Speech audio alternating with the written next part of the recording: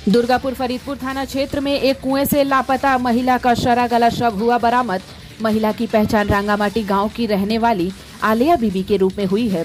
रविवार को स्थानीय लोगों ने काली मंदिर के पास स्थित एक कुएं में शव देखा, जिसके बाद उन्होंने पुलिस को इसकी सूचना दी। दुर्गापुर फरीदपुर थाने की पुलिस तुरंत मौके पर पहुंची और शव को बाहर निकालकर थाने ले गई।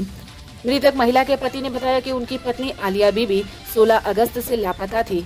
उन्होंने बताया कि कई जगहों पर उनकी तलाश की गई, लेकिन उनका कोई पता नहीं चला और उसी दिन उन्होंने थाने में अपने पत्नी की लापता होने की शिकायत दर्ज कराई थी।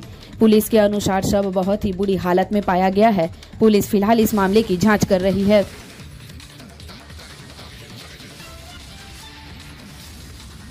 কি বলে বেরিয়েছিল? আমার মেয়ে ছিল।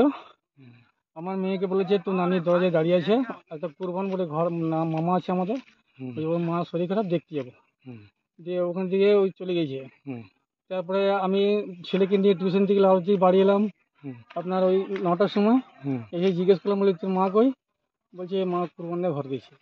আমি কুরবানের মেজো ভাইকে ফোন লাগালাম, বলছি না আমাদের বাড়ি আসে নাই, মা এখানে নাই, মা আমরাই আছি।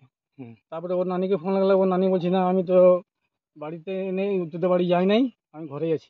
আমার সঙ্গে সঙ্গে ওর নানির বাড়ি গেলাম, ওর নানির বাড়িতে বললাম, খবর দিলাম। তারপরে 10টার সময় আমরা থানায় গেছি। এফআইআর করেছে?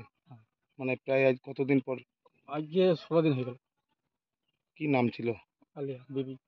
আপনার নাম? শেখ গিয়াসউদ্দিন।